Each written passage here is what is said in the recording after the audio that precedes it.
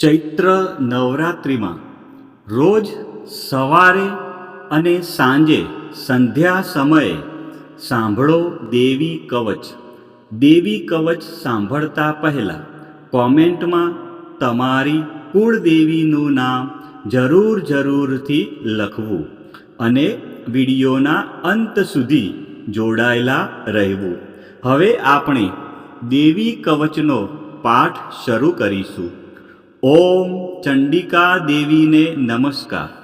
માર્કંડેયજીએ કહ્યું, હે પિતામહ, જે આ સંસારમાં પરમ ગોપનીય અને મનુષ્યનું બધી રીતે રક્ષણ કરનારું છે અને જેને તમે અત્યાર સુધી બીજા કોઈ સામે પ્રગટ ન કર્યું હોય એવું કોઈ સાધન મને કહી બતાવો.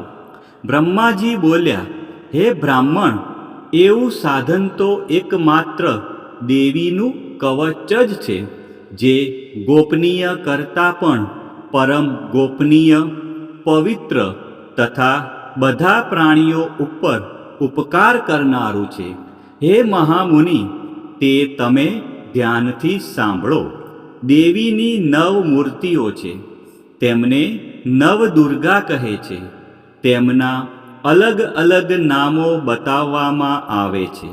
પહેલું નામ શૈલપુત્રી છે, બીજું નામ બ્રહ્મચારિણી છે, ત્રીજું ચંદ્રઘંટાના નામે પ્રસિદ્ધ છે, ચોથી મૂર્તિને કુષ્માંડા કહે છે, પાંચમી દુર્ગાનું નામ સ્કંદ માતા છે, છઠ્ઠી દુર્ગાનું નામ કાત્યાયની છે, સાતમું સ્વરૂપ કાલરાત્રિ, આઠમું સ્વરૂપ મહાગૌરી અને નવમી દુર્ગા એટલે સિદ્ધિદાત્રી. આ બધા નામ વેદ ભગવાન દ્વારા કહેવાયા છે.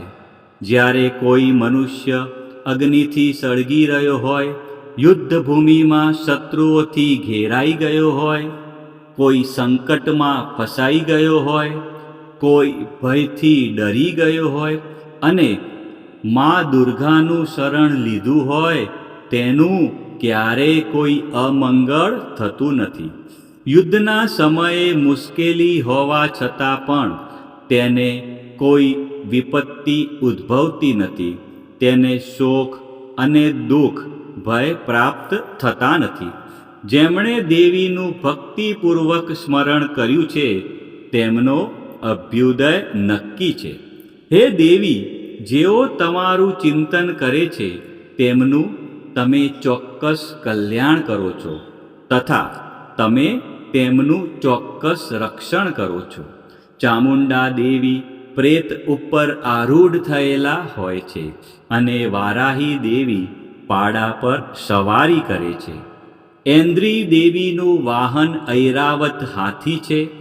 વૈષ્ણવી દેવી ગરુડ પર આવે છે અને માહેશ્વરી દેવી આખલા પર આરૂઢ થયેલા છે. કૌમારી દેવીનું વાહન મોર છે. વિષ્ણુ પ્રિય લક્ષ્મી દેવી કમળ પર વિરાજમાન છે અને તેમના હાથમાં લાલ કમળ છે. આખલા પર આરૂઢ થયેલ દેવી ઈશ્વરીએ શ્વેત વસ્ત્ર ધારણ કરી રાખ્યા છે. બ્રાહ્મી દેવી હંસ પર બેઠેલા છે અને બધા જ આભૂષણો ધારણ કર્યા છે. આ બધી દેવીઓ માતાઓ યોગ શક્તિઓથી સંપન્ન છે, જેઓ અનેકવિધ આભૂષણો પહેરવાથી શોભે છે. તેમણે અનેક રત્નો ધારણ કર્યા છે, ક્રોધથી ભરેલી છે અને ભક્તોનું રક્ષણ કરવા રથમાં બેઠેલી છે. આ દેવીઓના હાથમાં શંખ, ચક્ર, ગદા, શક્તિ, હળ, મૂષળ, ખેટક, તોમર, કુહાડી, દોરડું, કુંત અને ઉત્તમ પ્રકારના ધનુષ્ય ધારણ કરેલા છે. દૈત્યોના શરીરનો નાશ કરવો અને ભક્તોને અભયદાન આપવું, દેવતાઓનું હિત કરવું એ તેમના શસ્ત્ર ધારણનો ઉદ્દેશ છે. મહારૌદ્ર રૂપ, અત્યંત ઘોર પરાક્રમી, મહાબલી અને મહા ઉત્સાહયુક્ત હે દેવી, તમે મહાન ભયનો નાશ કરનારા છો.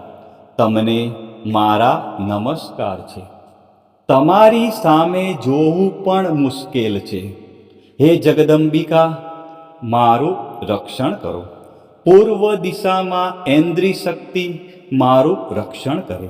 અગ્નિ ખૂણામાં અગ્નિ શક્તિ, દક્ષિણ દિશામાં વારાહી તથા નૈઋત્ય ખૂણામાં ખગધારિણી મારું રક્ષણ કરે.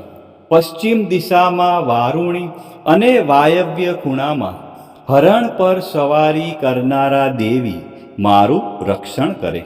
ઉત્તર દિશામાં કુમારી અને ઈશાન ખૂણામાં શૂલધારિણી મારું રક્ષણ કરે. હે બ્રહ્માણી, તમે ઉપરની બાજુએ મારું રક્ષણ કરો. હે વૈષ્ણવી, તમે નીચેની બાજુએ મારું રક્ષણ કરો. આ જ પ્રમાણે શબ જેનું વાહન છે તે ચામુંડા દેવી દસે દિશાઓમાં મારું રક્ષણ કરે. જયા દેવી આગળની બાજુએ અને વિજયા દેવી પાછળની બાજુએ રક્ષણ કરે. ડાબા ભાગે અજિતા દેવી, જમણા ભાગે અપરાજિતા દેવી મારું રક્ષણ કરે. ઉદ્યોતિની દેવી શિખાનું રક્ષણ કરે અને ઉમા દેવી મારા મસ્તક પર વિરાજિત થઈને મારું રક્ષણ કરે. માલાધરી દેવી મારા કપાળનું અને યશસ્વિની દેવી મારી ભમરોનું રક્ષણ કરે. ત્રિનેત્રા દેવી ભમરોના મધ્ય ભાગનું અને યમઘંટા દેવી નાસિકાઓનું રક્ષણ કરે. શંખિની દેવી અને શંખિની દેવી આંખોના મધ્ય ભાગનું રક્ષણ કરે અને દ્વારવાસીની દેવી કાનોનું રક્ષણ કરે. કાલિકા દેવી ગાલોનો તથા સાંકરી દેવી કાનોના મૂળ ભાગોની રક્ષા કરે. સુગંધા દેવી નાસિકાઓની અને ચર્ચિકા દેવી ઉપરના હોઠનું રક્ષણ કરે. અમૃતકલા દેવી નીચેના હોઠનું અને સરસ્વતી દેવી જીભનું રક્ષણ કરે. કૌમારી દેવી મારા દાંતનું અને ચંડિકા દેવી કંઠ ભાગનું રક્ષણ કરે. ચિત્રઘંટા દેવી ગળાની ઘંટિકાનું અને મહામાયા દેવી તાળવાનું રક્ષણ કરે. કામાક્ષી દેવી દાઢીનું અને સર્વમંગલા દેવી મારી વાણીનું રક્ષણ કરે. નીલગ્રીવા દેવી કંઠના બહારના ભાગનું અને અન્ન નલિકાનું કૌબેરી દેવી રક્ષણ કરે. ખગીની દેવી બંને ખભાઓનું અને વ્રજધારિણી દેવી મારા બંને બાહુઓનું રક્ષણ કરે. દંડિની દેવી બંને હાથોનું અને અંબિકા દેવી આંગળીઓનું રક્ષણ કરે. સુલેશ્વરી દેવી નખોનું રક્ષણ કરે અને કુલેશ્વરી દેવી કુખ પેટનું રક્ષણ કરો. મહાદેવી બંને સ્તનોનું અને શોક વિનાશીની મનનું રક્ષણ કરે. લલિતા દેવી હૃદયનું અને શૂલધારિણી દેવી ઉદરનું રક્ષણ કરે.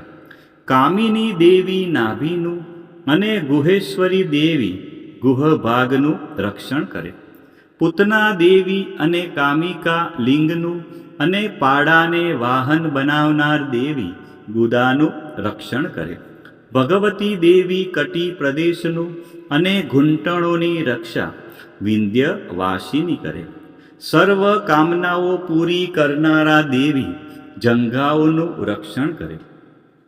નારસિંહી દેવી પિંડીઓનું રક્ષણ કરે. તૈજસી દેવી બંને પગોના પૃષ્ઠ ભાગનું રક્ષણ કરે. શ્રીદેવી પગોની આંગળીઓનું અને તલવાસીની દેવી પગના તળિયાનું રક્ષણ કરે. પોતાની વિકરાળ દાઢોથી ભયંકર દેખાતા કરાલી દેવી નખોનું અને ઉદ્ધવકેશીની દેવી વાળનું રક્ષણ કરે. કૌબેરી દેવી રૂવાંટીના છિદ્રોનું અને વાઘેશ્વરી દેવી ત્વચાનું રક્ષણ કરે. પાર્વતી દેવી રક્ત, મજ્જા, વસા, માંસ, હાડકાં અને મેદનું રક્ષણ કરે. કાલરાત્રિ દેવી આંતરડાઓનું અને મુકુટેશ્વરી દેવી પિત્તનું રક્ષણ કરે. પદ્માવતી દેવી કમળ કોષોના મૂળ આધારનું અને ચૂડામણી દેવી કફનું રક્ષણ કરે. જ્વાળામુખી દેવી નખોના તેજનું અને અભેગા દેવી સમસ્ત સાંધાઓનું રક્ષણ કરે. હે બ્રહ્માણી, તમે મારા વીર્યનું રક્ષણ કરો. હે છત્રેશ્વરી દેવી, મારી છાયાનું રક્ષણ કરો. હે ધર્મધારિણી દેવી, મારા અહંકાર, મન અને બુદ્ધિનું રક્ષણ કરો. હે વ્રજ ધારણ કરનાર દેવી, મારા પ્રાણ, અપાન, વ્યાન, ઉદાન અને સમાનનું રક્ષણ કરો. કલ્યાણથી શોભતા હે દેવી, મારા પ્રાણનું રક્ષણ કરો. યોગીની દેવી રસ, રૂપ, ગંધ, શબ્દ અને સ્પર્શનું અને હે નારાયણી દેવી, તમે મારા સત્વ, રજ અને તમો ગુણનું રક્ષણ કરો. વારાહી દેવી આયુષ્યનું રક્ષણ કરે. વૈષ્ણવી દેવી ધર્મનું રક્ષણ કરે તથા ચક્ર ધારણ કરનારા દેવી યશ અને કીર્તિ, લક્ષ્મી અને ધનનું તેમજ વિદ્યાનું રક્ષણ કરે. હે ઇન્દ્રાણી, તમે ગોત્રનું રક્ષણ કરો. હે ભૈરવી દેવી, તમે પત્નીનું રક્ષણ કરો. હે ચંડિકા દેવી, તમે પશુઓનું રક્ષણ કરો. હે મહાલક્ષ્મી દેવી, પુત્રોનું, સંતાનોનું રક્ષણ કરો. હે સુપથા દેવી, મારા પથનું અને હે ક્ષેમકરી દેવી, મારા માર્ગનું રક્ષણ કરો. હે મહાલક્ષ્મી દેવી, રાજદ્વારી કાર્યોમાં મારું રક્ષણ કરો તથા સર્વ બાજુએ રહેલા વિજયા દેવી, ચારે બાજુ રહીને રક્ષણ કરો. હે દેવી, જે સ્થાન દેવી કવચમાં કહેવાયું નથી અને તેથી રક્ષણ વિનાનું છે, તે બધા સ્થાનો તમારા વડે સુરક્ષિત થાય. કારણ કે તમે વિજયશાલિની અને પાપનાશીની છો. મનુષ્ય પોતાના શરીરનું ભલું ઈચ્છતો હોય તો તેણે દેવી કવચનો પાઠ કર્યા વિના એક ડગલું પણ ભરવું નહીં. દેવી કવચનો પાઠ કરીને જ યાત્રા કરવી. દેવી કવચના પાઠથી બધી બાજુથી સુરક્ષિત થયેલો મનુષ્ય જ્યાં જ્યાં જાય છે ત્યાં ત્યાં તેને ધન લાભ થાય છે તથા સઘળી કામનાઓ પર વિજય પ્રાપ્ત થાય છે. તે જે અભિષ્ટ વસ્તુનું ચિંતન કરે છે તેને તે અચૂકપણે પ્રાપ્ત કરી લે છે. તે મનુષ્ય આ પૃથ્વી ઉપર અતુલ ઐશ્વર્ય પામે છે. દેવી કવચથી રક્ષાયેલો મનુષ્ય નિર્ભય થઈ જાય છે. યુદ્ધમાં તેમનો પરાજય થતો નથી તથા તે ત્રણેય લોકમાં પૂજનીય બને છે. આ દેવી કવચ દેવતાઓને પણ દુર્લભ છે. જે આ દેવી કવચનો દરરોજ 3 સંધ્યાએ શ્રદ્ધાપૂર્વક પાઠ કરે છે તેની દૈવી કલા પ્રાપ્ત થાય છે તથા તે ત્રણેય લોકમાં પરાજિત થતો નથી. એટલું જ નહીં, તે અપમૃત્યુથી રહિત થઈને 100 કરતાં પણ વધુ વર્ષ જીવે છે. દેવી કવચ ધારણ કરનારા મનુષ્યની રાજા તરફથી સન્માન અને વૃદ્ધિ થાય છે. આ દેવી કવચ મનુષ્યના તેજની વૃદ્ધિ કરનારું અને ઉત્તમ છે. આ દેવી કવચનો પાઠ કરનારો મનુષ્ય પોતાની કીર્તિથી શોભા પામીને પૃથ્વી ઉપર પોતાના સુયશ સાથે સાથે વૃદ્ધિ પામે છે. જે પહેલાં દેવી કવચ કરીને સપ્તસતી ચંડી પાઠ કરે છે તેની જ્યાં સુધી વન પર્વત હોય ત્યાં સુધી તે આનંદથી યુક્ત આ પૃથ્વી ઉપર રહે છે. તેના પુત્રો, પૌત્રો, સંતાન પરંપરા બનેલી રહે છે. પછી દેહાંત થતાં તે મનુષ્ય મહામાયાની કૃપાથી નિત્ય પરમપદને પામે છે. જે દેવતાઓને પણ દુર્લભ છે. તે સુંદર દિવ્ય રૂપ ધારણ કરે છે અને કલ્યાણ શિવની સાથે આનંદનો ભાગી બને છે. ભક્તજનો, ચૈત્ર માસની નવરાત્રિમાં મા ભગવતીની આરાધનામાં દેવી કવચનું વિશેષ મહત્વ છે. દેવી કવચ એટલે રક્ષણ કરનારું કવચ. આ પાઠ દ્વારા મા દુર્ગાના વિવિધ સ્વરૂપો આપણા શરીરના દરેક અંગ અને જીવનના દરેક ડગલાનું રક્ષણ કરે છે. ઋષિ માર્કંડેયજી દ્વારા વર્ણવેલ આ દેવી કવચનો જો ચૈત્ર માસની નવરાત્રિમાં નિત્ય પાઠ કરવામાં આવે તો મનુષ્ય નિર્ભય બને છે અને તેના જીવનમાં સુખ શાંતિનો ઉદય થાય છે. આજના આ વિડીયોમાં આપણે સંપૂર્ણ દેવી કવચનો પાઠ સાંભળ્યો. વિડીયોના અંત સુધી જોડાયેલા રહ્યા અને મા અંબાના આ પરમ કલ્યાણકારી સ્ત્રોતનો લાભ લીધો. બોલો શ્રી અંબે માત કી જય. બોલો શ્રી ચામુંડા માત કી જય. ખોડિયાર માત કી જય. ઉમિયા માત કી જય. મહાકાળી માત કી જય. બહુચર માત કી જય. વારાહી માત કી જય. આ પ્રમાણે રોજ સવારે, બપોરે અને સાંજે સંધ્યા ટાઈમે દેવી કવચનો પાઠ અવશ્ય કરવો અથવા સાંભળવો.